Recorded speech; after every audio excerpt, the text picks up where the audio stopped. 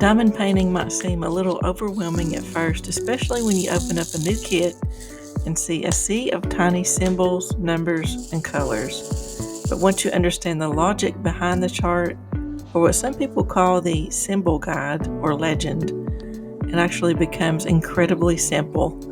Think of it like a map that connects what you see on the canvas to the colors of the drills you'll be placing. And once you know how to read it, everything will fall into place. Every diamond painting kit comes with a sort of legend or chart.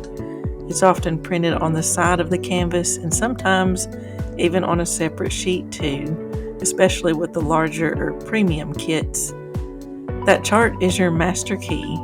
It shows which symbols represent which colors, what number or code that matches the tiny plastic drills. At first glance, it can look like a foreign language with squares and letters and odd shapes and maybe even Greek symbols. But every single one corresponds to a specific color, and there's no universal standard for symbols.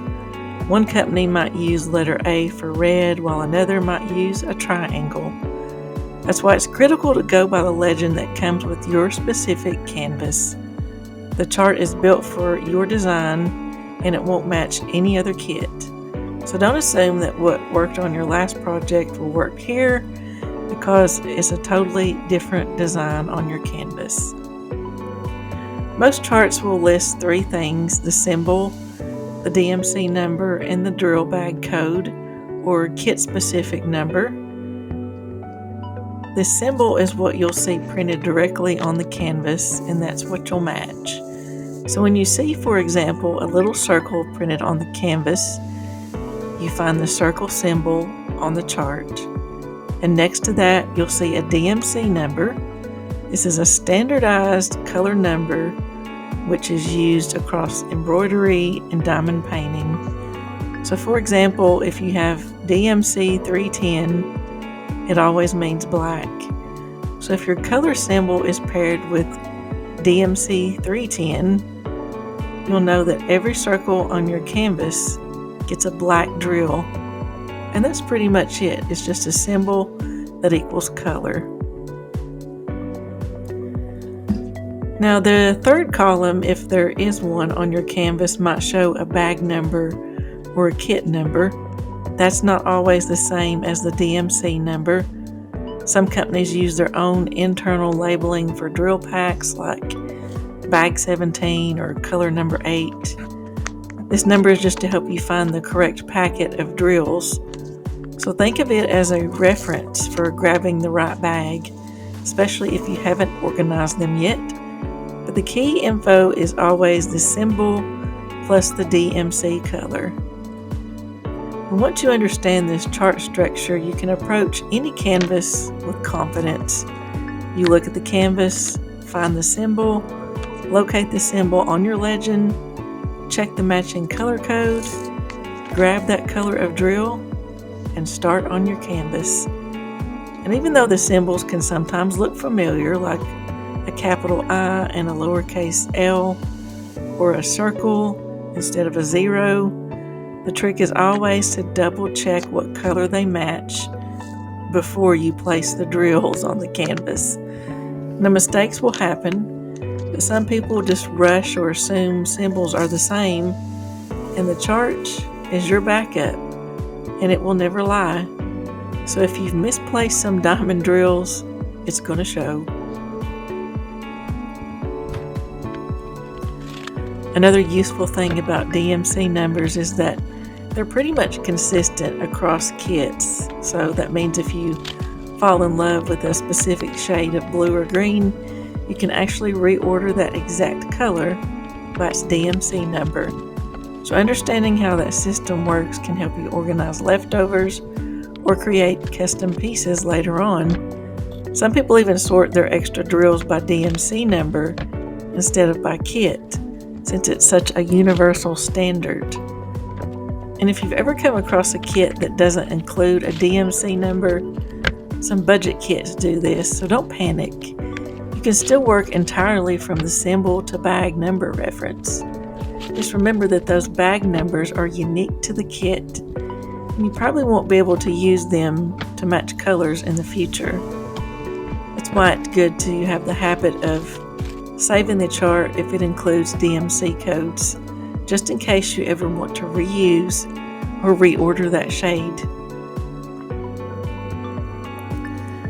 Sometimes you'll also notice that the canvas itself includes a color block background behind the symbols. This can help distinguish one symbol from another, especially in large single color areas. But don't confuse that background color with the actual drill color, because it's just a visual aid.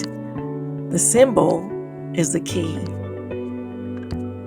And don't worry if your chart has 30 or 40 or even 60 plus colors.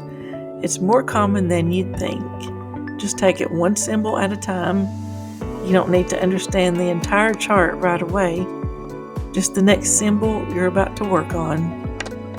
Diamond painting is really just a series of tiny, satisfying color matches, and because the chart is always there, you never have to remember what goes where.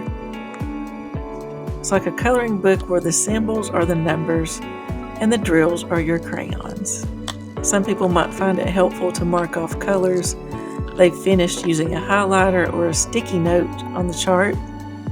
Others will print or copy the chart separately so they can write on it without touching the canvas. If you're working with square drills or highly detailed images, you might need to look at the chart more often just to stay precise. But even in those cases, the process does not change. You're still matching the symbols to drills one by one. And what's great is once you've finished a section for a little bit, you'll start to recognize the symbols by memory. You'll see a little anchor or a star or a triangle and just know what color goes with it. And that's when the real fun begins. You won't even need to look back at the chart constantly. It becomes muscle memory and your hands just glide. But that only happens because the chart gave you the foundation. Now, in short, the chart is not something to be afraid of. It's your translator, your reference, and your guide. So whether you're a child trying diamond painting for the first time or someone returning to the hobby after years, the system is built to be simple. Symbols equal drills. And that's all there is to it. And if you ever got lost, go back to the chart. It's not fancy, it's not complicated, it's just information. And information is power. So the next time you unwrap a new kit and feel overwhelmed by the colors and symbols and numbers, just pause and take a breath and find your chart. Follow the lines, match the symbols, and trust the process. Diamond painting is like building a tiny world one piece at a time, and the chart, that's your blueprint. Thank you so much for joining me today. I hope these tips have helped inspire you to grow on your own diamond painting journey. Keep smiling and keep sparkling, and I'll see you on the next video.